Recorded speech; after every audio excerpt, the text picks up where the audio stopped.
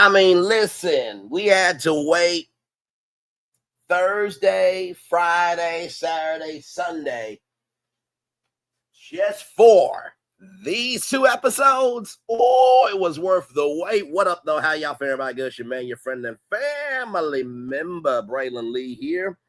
Y'all, let's make it do what it do. It is time for another after show. Beyond the Gates, episode 20, after show. And Lord Jesus, let me tell you something. This season,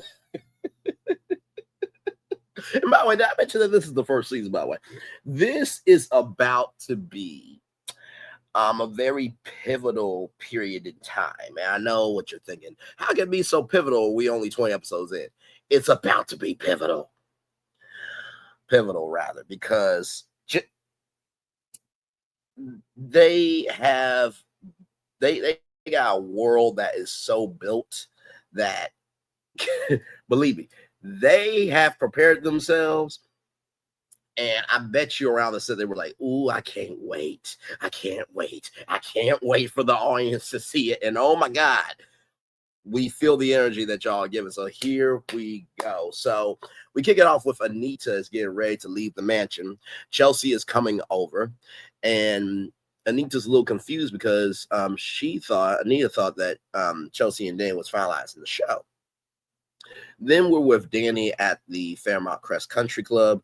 A waiter comes up and suggests the elderberry Bellini, and Dani says orange juice would be fine. On second thought, a splash of vodka. And then the waiter says screwdriver coming up. So then Pamela calls Dani, and Dani thanked Pamela for saving Dani. They did not get away with it. Haley broke one of her pictures. It shook Dani. Now, Dani, for the record, you probably should have had that picture hidden away. Okay.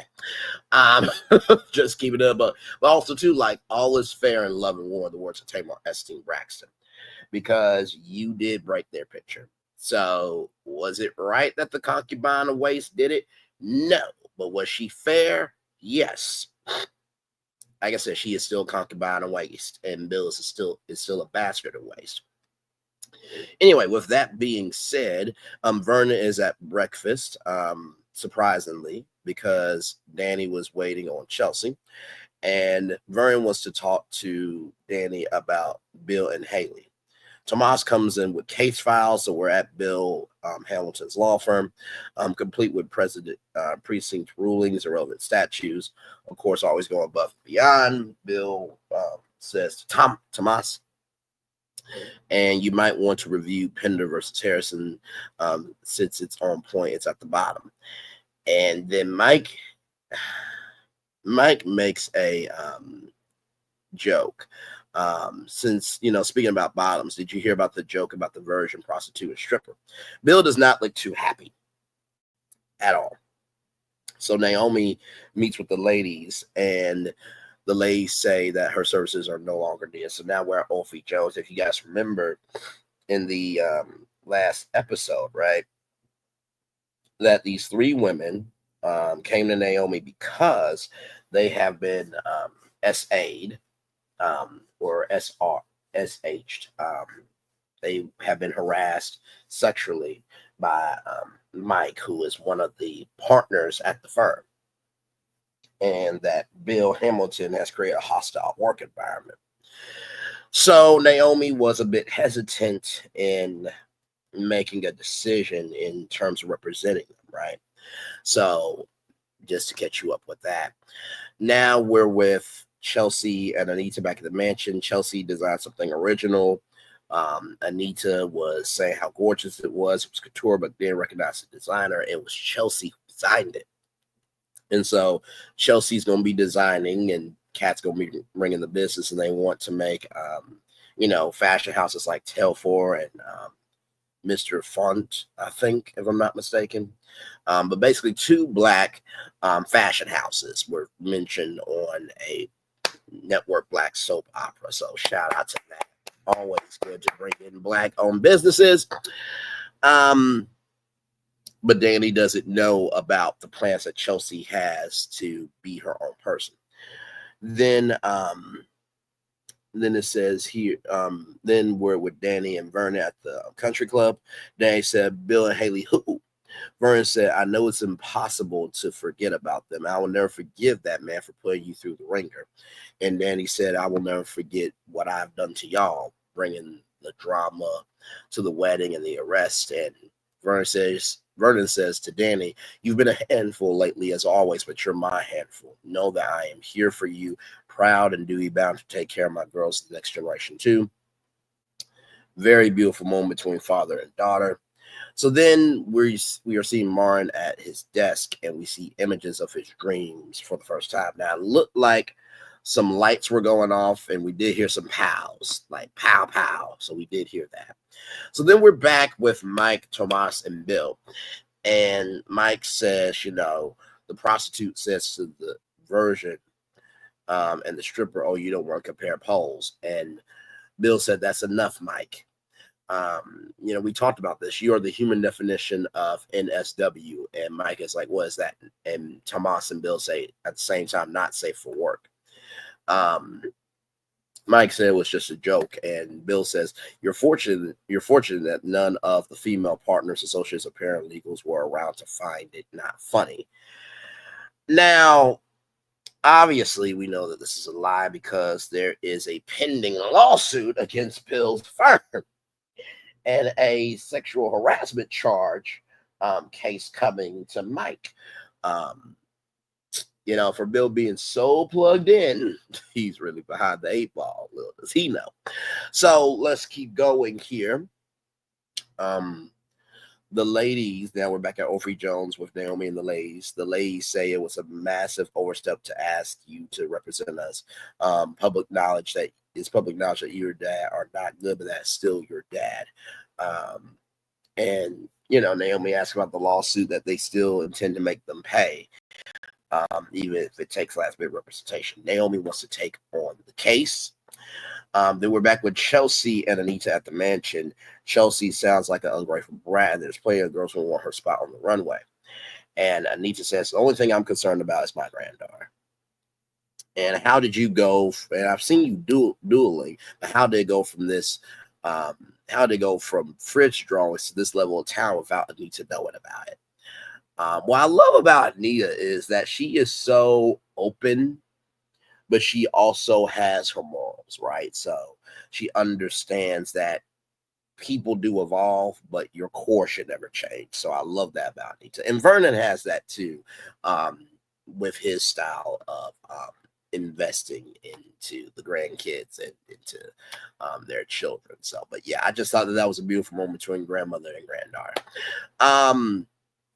Remember how Chelsea pulled clothes into her stroller as a baby.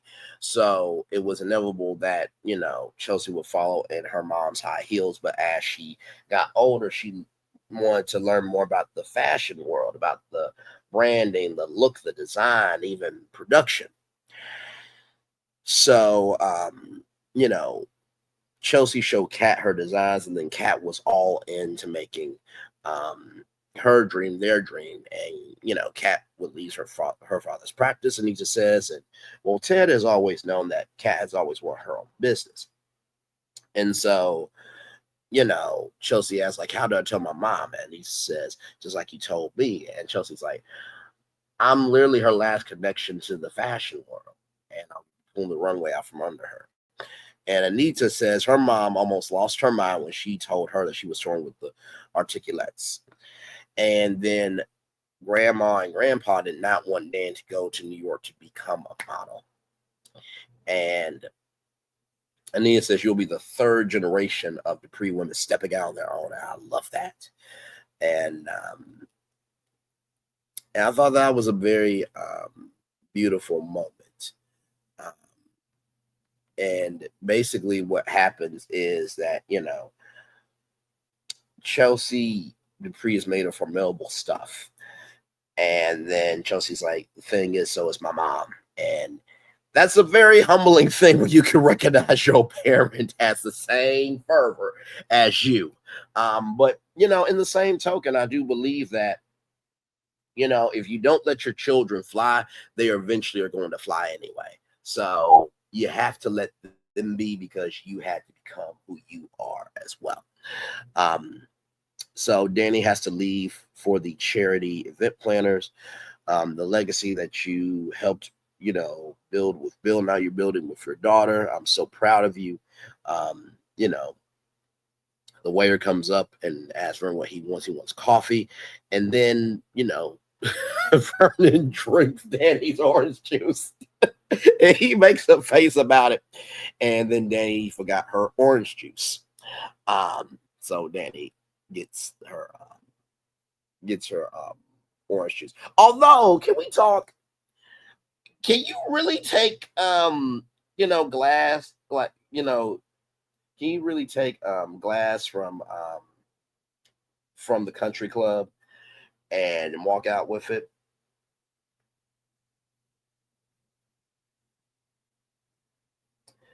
Because I'm just like, I think that should have been in a plastic. Just keep it a bug. I think that should have been that. You know what I mean? But anyway, then we're with Smee and Martin. Blurry eyes is coming from the children's tax bill. And Smee's like, I understand how much you care about your constituents, but I don't want you to miss time with the ones you love most. And, Smitty hints about Martin wanting to move to a higher office.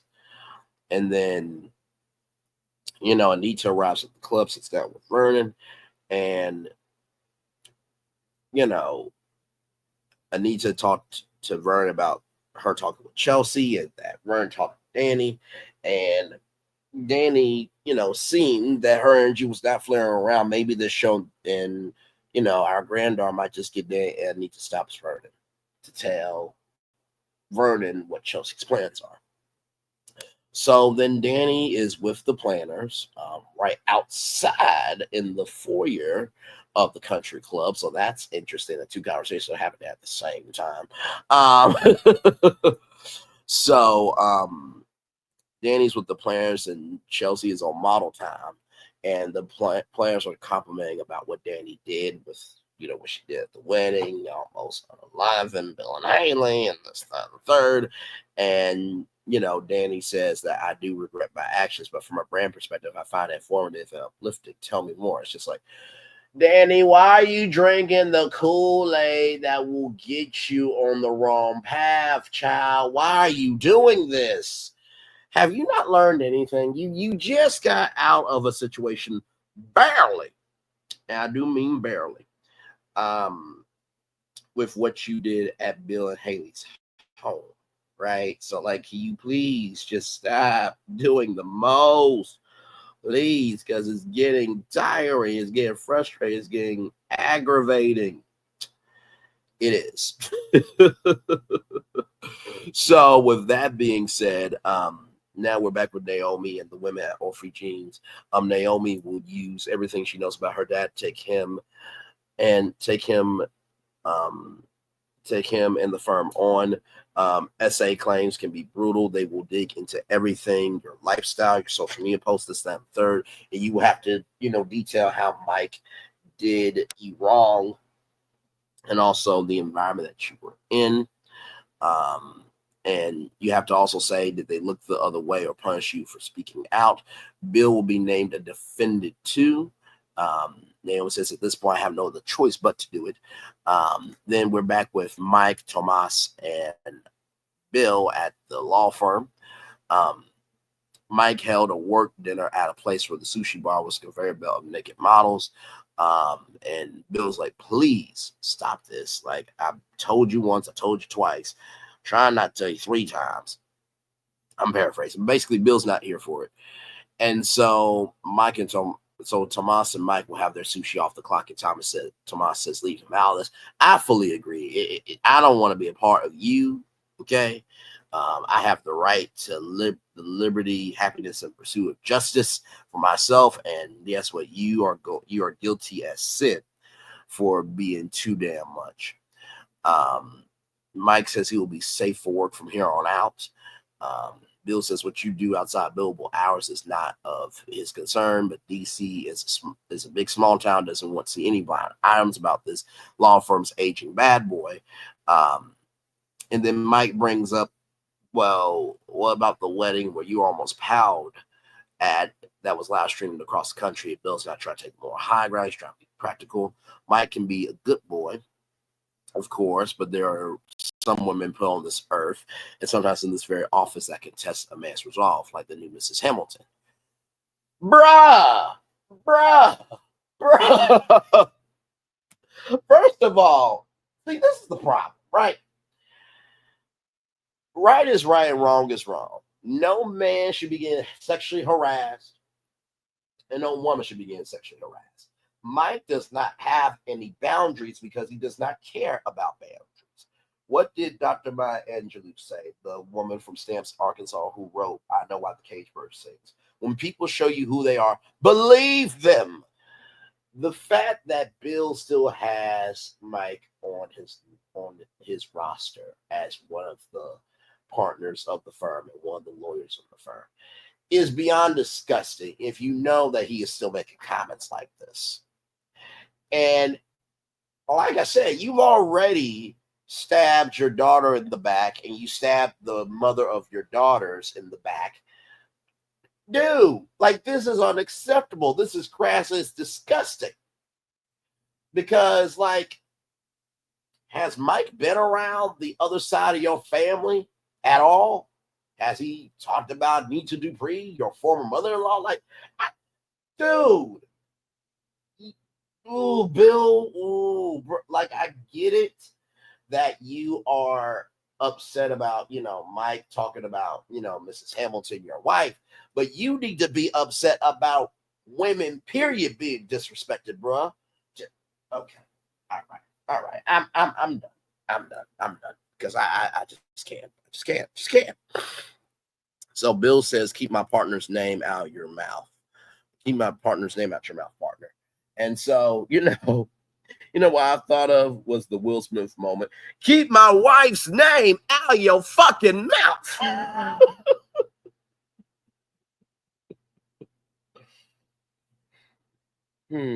My Lord Jesus.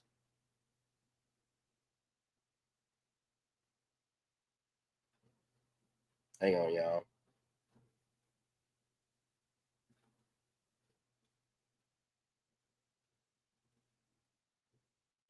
Oh my Lord. So yeah, I just didn't find that I just didn't find that right at all. I found that crass, tacky, and disrespectful. I really, really did.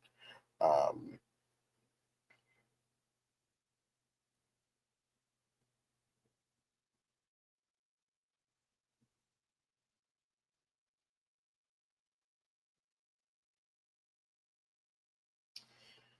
but yeah, indeed. I just thought that was completely crass. So then Bill says, say one more remark and you're gonna find yourself on the other side of that window dangling by your ankles. I might lose my grip. Wow, Bill. Wow. So you finally get a backbone. What?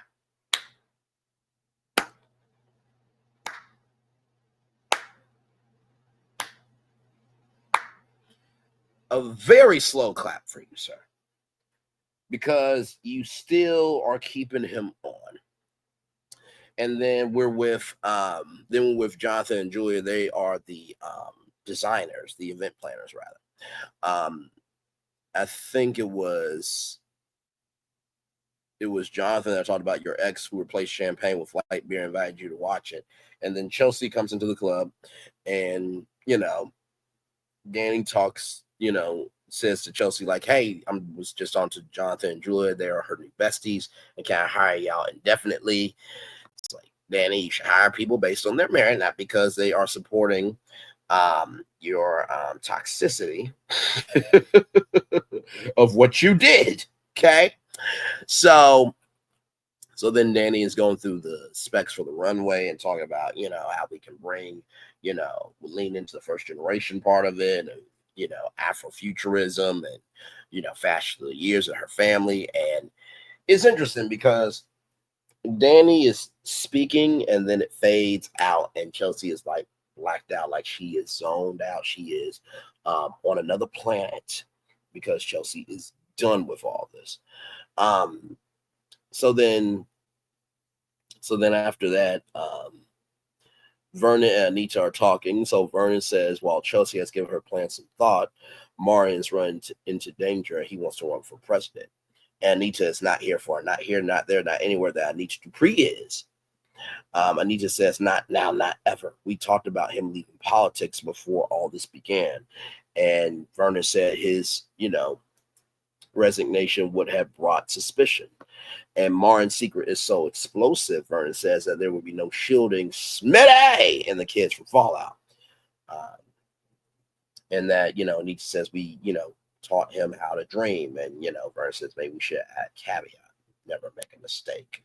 Now, is this relating to the night that you guys said that you guys would never speak about? And does that have something to do with Marin?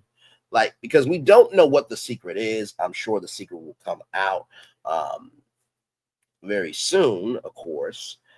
It kind of has to at this point because we are now at the precipice of Marin running for president. So I'm sure somebody's going to do some research.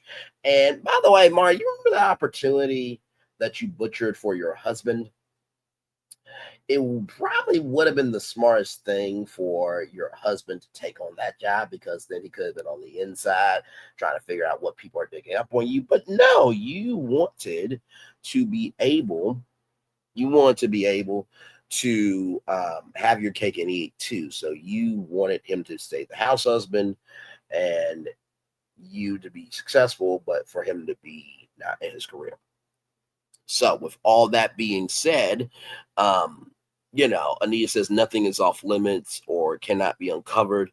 Um, the how could Marn be so naive? And Vern said arrogant. And Anita says, I wonder where he got that from. And I'm like, oh wow, okay. So then we're with Smitty and Marin, and Smitty says, I try to give you the cliff notes, but Samantha knows is if you get the name of the boy that she likes, Ron Tyrell needs to know that you know what test he got to be on.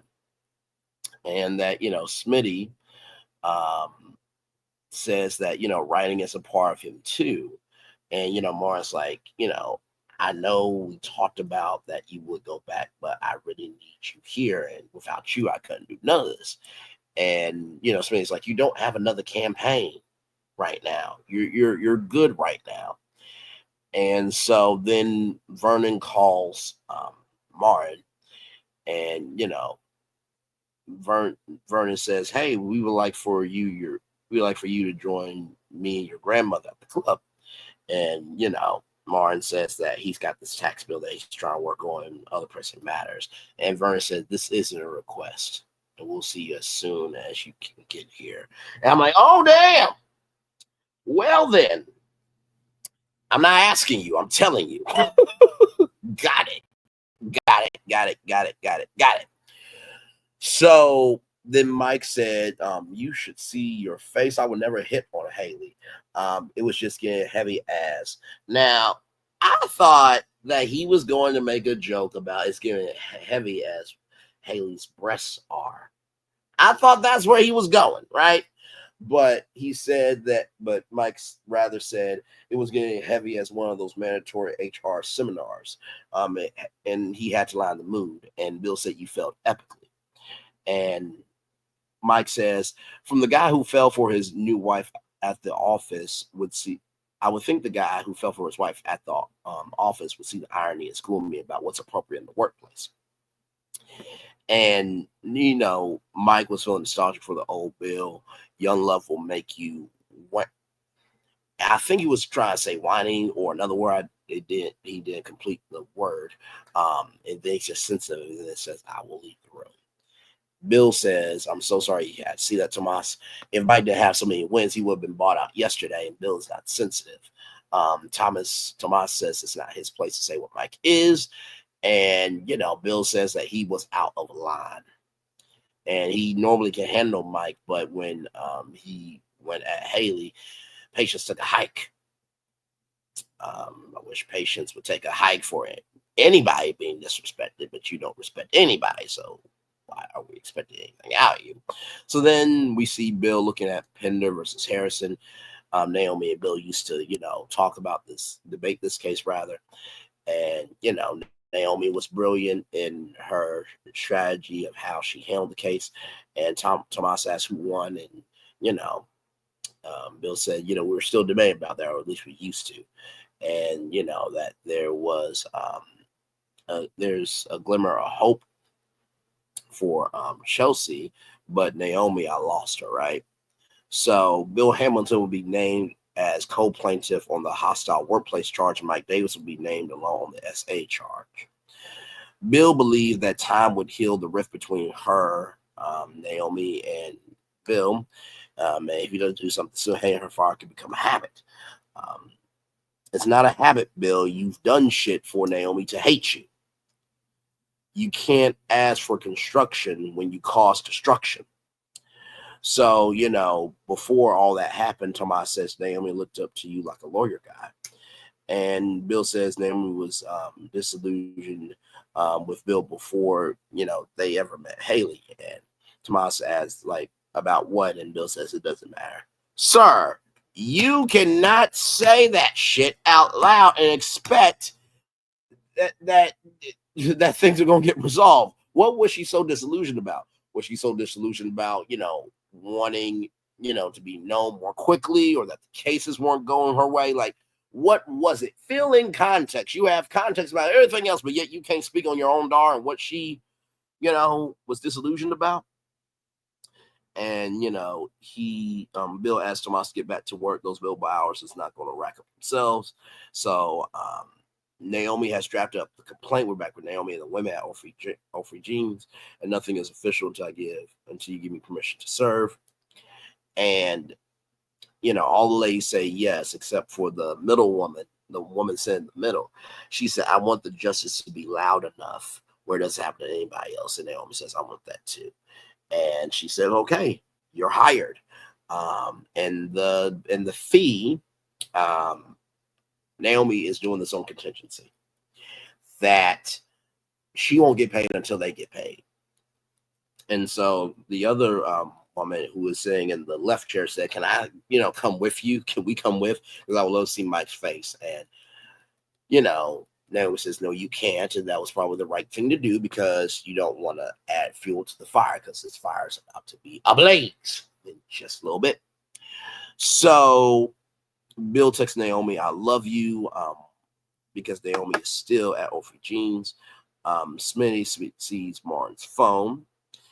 Then Martin's at the club with Anita and Vernon, and Anita and Vernon want Martin to let go about running for president. Chelsea and Dani, Chelsea just wrapped up the meeting. And then there's a contract for her to be the face of the fashion show for the next 3 years, ironclad and binding.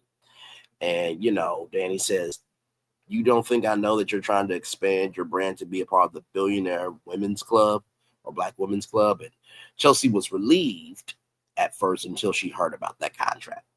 So, yeah. So then Caroline, calls Bill. Caroline's the receptionist. And Haley is talking to Bill, and Haley is checking in with Bill about peace from the bedroom. And Bill's like, that's why I gave you the credit card. You're fine. I love you to the moon and stars and everything else. Naomi walks into Bill's office. We're back with Martin and Anita and Vernon at the country club. Martin is pissed. His grandparents gave him a dream more than his own parents. So he's basically saying his grandparents are more supportive than Nicole and Ted. So basically, they want him to sit back, be satisfied, and sell for congressman. And then, Vernon lists off many names: Gandhi, Mother Teresa, Martin, the person he's named after, Martin Luther King Jr. And basically, Martin's like, what are you trying to say? Anita says those are men and women who have done the same or greater than the Oval Office. And then apparently this is a carrot and stick trick. According to Martin, offer the loser something else, then convince him it's better than what he would have wanted. And then Anita says there are causes screaming for your attention. Maybe a foundation could be the way. And Vernon says we can definitely support that. Throw money at the problem since I am the problem. Vernon is saying that's not what we're saying. And Mara says, oh, I get what you're saying is I'm not presidential material. Here's what I got to say about that, Mara. Whatever the secret is, obviously you made it through the secret, but the weight of the secret, I don't think you've ever went through, or you've never been able to feel the weight of that secret. And so to me, I think that they're just trying to do what's best for you. And we got to recognize that sometimes in life, people are not trying to fight with you in the ring. They're trying to help you in the ring. And I look at it like this, right? People have said to me, oh, you sound like such a preacher, when you're, speaking, inspirationally and everything in between, right? And I will just say this. I appreciate them seeing that in me, but that's not what I want to do. And I said, for me, I would rather be able to reach everybody 7 days a week than just 1 day a week. And somebody said to me that maybe you being a pastor is not you being a pastor of a church, but maybe you pastoring is you reaching people through television, through radio, everything in between. So what I had to do was shift my mindset. How you view the world determines how you rise and how you fall. And let me tell you something. Without Martin Luther King Jr. doing what he did, you would not even have the chance to run for office. Okay? Without Black people being in government, there would not be the space for a Black president to even come about.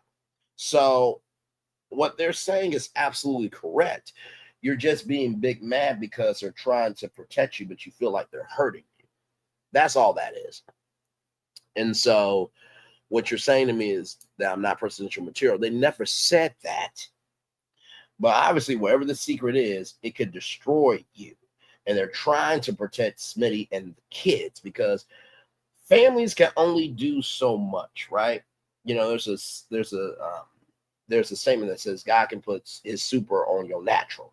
God can only do so much of his super that's on your natural. Your natural is bad. God can't put super on his natural, right? So I think that's what they're trying to protect you from is the ramifications of you doing too much and not being still in your thinking. So basically you offer me the sky, you're trying to knock it down once it's in sight. Smitty is at the club behind Marin, but Marin doesn't know. And then I put in my notes, I wonder if Smitty knows about the job offer from the wedding that Marin turned down for him. Bill is glad that Naomi came in, offered a latte. Naomi does not want it. Bill is pleading with Haley about trying to repair the girl's relationship and everything else. And Naomi says, after Bill says, you girls are my heart, Naomi says, I don't doubt you when you say that, but you also said that, Haley is the moon and stars to you. And Bill still is not apologizing because he loves Haley. Okay, concubine of waste with master of waste creates issue of waste. We get it. So Tomas interrupts Bill and says, I'm in the middle of something. And then Tomas says, it cannot wait. Bill doesn't know what's going on just yet. So then Vernon said, remember where you are. We're back with Vernon. Anita at the country club. Remember where you are. Mara says, you can sleep in the Lincoln bedroom when you come over. And it would have been nice to have your blessing, but you can still. Let me flip the reverse. Marin says it would have been nice to have your blessing. You can still come sleep in the Lincoln bedroom when you come over, even if you don't believe in me. So then Anita and Vernon drink their coffee, and Anita says, well, that went well. Smitty has Marin comes in the house and is looking for his phone. And Smitty has it. And then Smitty is upset about who's holding career plans back, Mr. President. In the words of DJ Khaled, Marin, congratulations, you played yourself. And then Chelsea is done with modeling. And that conversation is going to be very interesting in the next episode because I'm sure it's going to pick right up from that ending there. And then Bill has a Black woman come in, and the irony of a black woman coming in to serve papers about harassment of hostile work environment, and then Mike going to be served for SA charge lawsuit. Bill has been served, and Bill says, "Who would do this? Who would do this shit, or who would do something of this nature, this, that, the third?" And then he finds out that Naomi is suing Bill. Y'all, woo! I tried to do that under 30 minutes. Oh, my Lord Jesus. So much went down in this episode. Like I said, I think that this lawsuit is going to be a very pivotal storyline, and we're going to get to see the family in a real crisis. Not to say that what Dani has not done has not been a real crisis, because it has been, but this is going to bring the daughter versus the father. And if Naomi wins, this is going to put her law firm leaps and bounds above Bill. But if she loses, then she not only loses, maybe her career, but she also, there's social ramifications and everything else. But I believe that everything will be okay, because Bill has confirmed that Mike has done too damn much with the conversation that happened in this episode. And also, too, Mike has won so many cases, so that's why he is still on, right? So there is something there. The question is, how big is that something? I think that's what we have to see with that. With Chelsea and Dani is going to feel that it is over, right? And I hope that, Chelsea utilizes what Kat said to her, of like, hey, I am leaving modeling to be able to elevate this brand. And what I would suggest is, hey, listen, with this contract, I want say so over it, and I want to be able to have my independence in exchange for doing the fashion show. And I want my designs in the fashion show. I want my brand in the fashion show. So if you want me to do this fashion show, you got to also help me. I think that's the best way to go about it. And Dani, before you get upset, okay, you almost unalived their father on a live stream, okay, and you have had your family stand up for you in so many instances, right? And not to mention, too, Haley got you out of jail when Bill wanted to press the charges. You already have a warning from Haley. All your daughter's asking is for her to be her own person. That is the least your ass can do after all the shit that you've done. Just saying. Just saying. And then Marin, brother, you gotta let this go. Whatever the secret is, you have to let it go. It is going to end up hurting your husband and the kids. And to me, no position is worth losing family. I'm sorry. Have you not seen the country that we're in right now? There was the Secretary of Defense, Marin, that texted war plans to the editor of the Atlantic, good sir. Sir, you are going to be fine. And let me tell you, there's a man named Congressman John Lewis, which Vernon named in the episode, and he was all about causing good trouble. Sometimes the biggest change makers are not the people behind the desk. It's the people that are on the ground. So please, for your own mental health, sit down, get some food from your favorite restaurant, and take time to think this through before you screw over everybody up the asshole with no lube and everybody's bleeding because of your ignorance.